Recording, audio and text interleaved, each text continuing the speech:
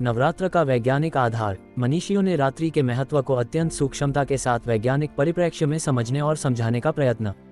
नवरात्र शब्द से नव अहोरात्रों विशेष रात्रियां का बोध होता है। इस समय शक्ति के नव रूपों की उपासना की जाती है क्योंकि रात्रि शब्द सिद्धि का प्रतीक माना जाता है। भारत के प्राचीन ऋषि मुनियों ने रात्रि को दिन की अपेक्षा अधिक महत्व दिया है। यही कारण है कि दीपावली, होलिका, शिवरात्रि और नवरात्र आदि उत्सवों को रात में ही मनाने की परंपरा है।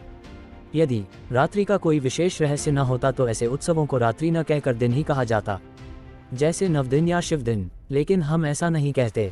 नवरात्र के वैज्ञानिक महत्व को समझने से पहले हम नवरात्र को समझ लेते हैं।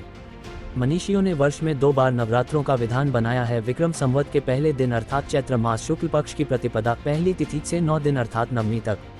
इसी प्रकार इसके ठीक 6 मास पश्चात आश्विन मास शुक्ल पक्ष की प्रतिपदा से महानवमी अर्थात विजयादशमी के 1 दिन पूर्व तक नवरात्र मनाया जाता है।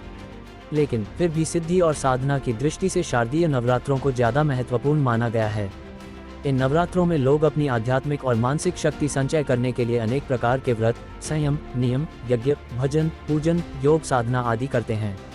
यहाँ तक कि कुछ साधक इन रात्रियों में पूरी रात पद्मासन या सिद्धासन में बैठकर आंतरिक त्राटक या बीज मंत्रों के जाप द्वारा विशेष सिद्धियां प्राप्त करने का प्रयास करते हैं।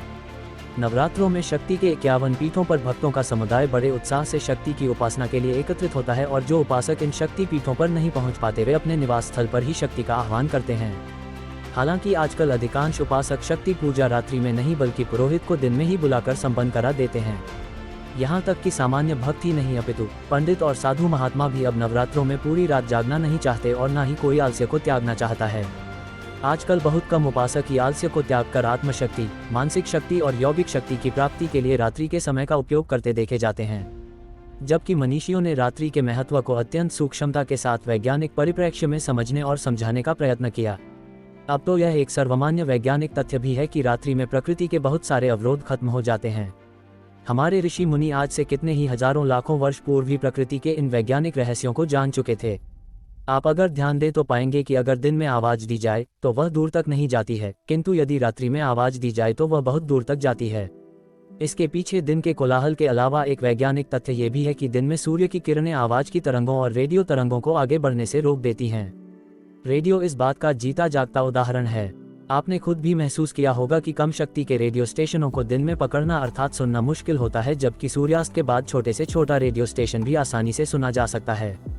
इसका वैज्ञानिक सिद्धांत यह है कि सूर्य की किरणें दिन के समय रेडियो तरंगों को जिस प्रकार रोकती हैं, ठीक उसी प्रकार मंत्र जाप की विचार तरंगों में भी दिन के समय रुकावट पड़ती है।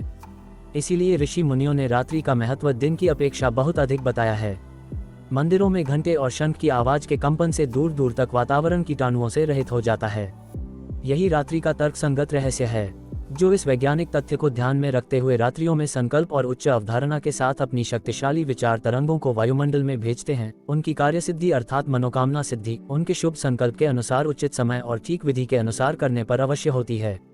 वैज्ञानिक आधार। नवरात्र के पीछे का वैज्ञानिक आधार यह है कि पृथ्वी द्वारा सूर्य की परिक्रमा काल में एक साल की 4 संधियां हैं, जिनमें से मार्च व सितंबर माह में पड़ने वाली गोल संधियों में साल के 2 मुख्य नवरात्र पड़ते हैं। इस समय रोगाणु आक्रमण की सर्वाधिक संभावना होती है।